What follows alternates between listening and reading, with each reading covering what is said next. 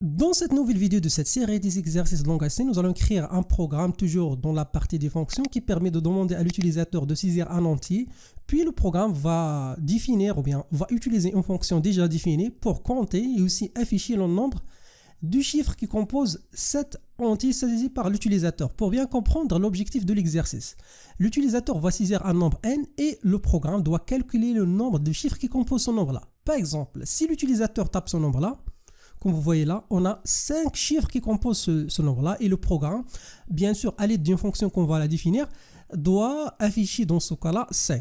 Avant de passer à la solution, je vous donne la méthode qu'on va suivre. D'abord, on va déclarer une variable MBR et on va l'initialiser avec 0. Donc, à chaque fois, on va l'incrémenter selon une condition. Alors, je vous donne maintenant la condition qu'on va suivre pour incrémenter son MBR. Bien sûr, on va prendre le nombre saisi par l'utilisateur, le nombre n, et on va le diviser à chaque fois sur 10. Alors, si on divise un nombre entier par 10, toujours nous aurons un quotient normalement entier, puisque le nombre initial utilisé, c'est un nombre entier, donc automatiquement, le résultat sera entier. Et comme ça, nous aurons deux choses, le quotient et le reste. Ce qui nous intéresse, nous, c'est le quotient. Alors, on va comparer le quotient par la suite avec 0. Si la comparaison est vraie, on va arrêter les instructions, sinon on va continuer, on va passer à l'étape suivante. L'étape suivante, c'est qu'on va incrémenter MBR, donc MBR passe à 1, et après on va prendre ce chiffre-là, ou bien ce chiffre-là remplacera le nombre n saisi par l'utilisateur au départ, et on va répéter les mêmes instructions. C'est-à-dire, dans ce cas-là, bien sûr, la comparaison est fausse, alors on va prendre notre chiffre, le quotient, donc le quotient là, normalement, on va l'affecter à la variable n et on va recommencer la division par 10. Et bien sûr, nous aurons toujours le quotient. Donc, ce qui nous intéresse, nous, toujours, c'est le quotient et on va le comparer avec 0. Si la comparaison est fausse, alors on va encore une fois répéter la même démarche, sinon on arrête notre calcul. Alors, dans ce cas-là, la comparaison est fausse. Alors, on va diviser encore une fois le même chiffre sur 10.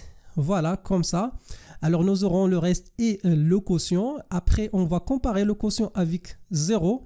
Alors, dans ce cas-là, toujours, donc la comparaison est fausse. Alors, on va incrémenter encore une fois MBR. Donc, MBR passe à 4. Et on va refaire la division par 10. Alors là, 4 égale à 0, non. Alors, on va refaire la division. Donc là, MBR passe à 5. Alors, 4 sur 10, donc c'est impossible. Alors, dans ce cas-là, le quotient est 0. Et dans ce cas-là, on doit arrêter les instructions. Alors, comme vous voyez là, 5 est le nombre 10 chiffres qui composent le nombre initial saisi par l'utilisateur. Alors, comment traduire ça à l'aide du langage C? Tout simplement, ce qu'on va faire, on va utiliser la boucle do while. Donc, bien sûr, la condition pour répéter ou bien refaire les instructions, c'est que ce quotient-là doit être dans ce cas-là, différent de 0, c'est les différents de 0. Alors, on va refaire les instructions. Les instructions, quelles sont les instructions? D'abord, on prend chaque fois le quotient, ou bien ce nombre-là, on le divise toujours sur 10. OK. Après, on change la valeur de n. Donc, normalement, la valeur de n prendra ce chiffre-là, le résultat de la quotient de ce chiffre-là sur 10. Et après, on va incrémenter à chaque instruction ce nombre-là, donc NBR. Et bien sûr, après le calcul de n, on va vérifier est-ce que n, donc ou bien la valeur calcul ou bien le quotient égale à 0. Si la condition est fausse, on répète les instructions. Alors voilà, donc ça c'est la démarche qu'on va suivre maintenant. On va l'essayer d'écrire sous la forme d'une fonction et l'appeler par la suite pour l'utiliser. Essayez de vous-même de traduire cette méthode et par la suite, essayez de comparer ce que vous allez écrire avec la solution proposée. Alors, on commence avec la déclaration d'une variable n, puis on demande à l'utilisateur de saisir la valeur de cette variable. Ensuite, ce qu'on va faire, on va récupérer cette variable à l'aide de scanf et puis donc on passera à l'étape suivante. Alors là, pourcentage d, normalement l'adresse de la variable n. Voilà, donc ça c'est la première chose. La deuxième chose, on va écrire une fonction qui nous donne le nombre de chiffres qui composent le nombre n. Alors bien sûr, cette fonction doit retourner quelque chose. Donc cette chose-là, c'est le nombre de chiffres qui composent ce chiffre-là. Alors il va retourner donc un nombre entier qui compose le nombre n. Alors voilà, donc NBR chiffre, donc ça c'est le nom de la fonction. Alors c'est une fonction qui prend en entrée un nombre n, donc le nombre qu'on cherche calculer les nombres qui les composent. Voilà, donc ça c'est la première chose, donc la définition de la fonction, donc l'écriture du nom et du type de retour de la fonction et aussi les paramètres de la fonction. Alors, comment traduire la méthode qu'on a vue donc, dans l'explication? D'abord, on va déclarer un autre nombre, donc là NBR égale à 0. Ces nombres-là, c'est la variable qu'on va utiliser pour compter le nombre des chiffres qui composent le nombre n. Alors, on va utiliser la boucle do while de la manière suivante. Alors, while, donc là, on va ajouter par la suite la condition. Alors, on va traduire ce qu'on a vu au niveau de l'explication. Au niveau de l'explication, à chaque fois, on calcule n sur 10.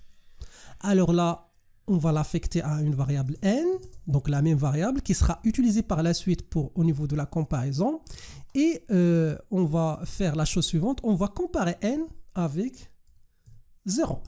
Si n est différent de 0, tout simplement ce qu'on va faire, on va refaire cette instruction et à chaque fois, on va incrémenter NBR. Donc ça, c'est exactement ce qu'on a vu au niveau de l'explication. Après l'exécution de cette boucle-là, nous aurons à la fin, donc lorsque n égale à 0, nous aurons dans la variable NBR le nombre des chiffres qui composent le nombre n. Alors tout simplement, il suffit de les afficher de la manière suivante, donc NBR. Voilà, c'est une fonction qui renvoie cette variable-là. Donc, et pour cette raison-là, on a choisi la int. Voilà, maintenant, il suffit d'appeler la fonction. Alors, on peut l'appeler directement, printf. Alors là, on peut dire, on peut afficher un message d'abord. Alors, le nombre de chiffres dans le nombre pourcentage d est, donc là, 2 points, pourcentage d. Alors là, d'abord, on va afficher le nombre n et puis on va appeler la fonction suivant nbr chiffre de la manière suivante et on va donner comme paramètre à cette fonction le nombre n.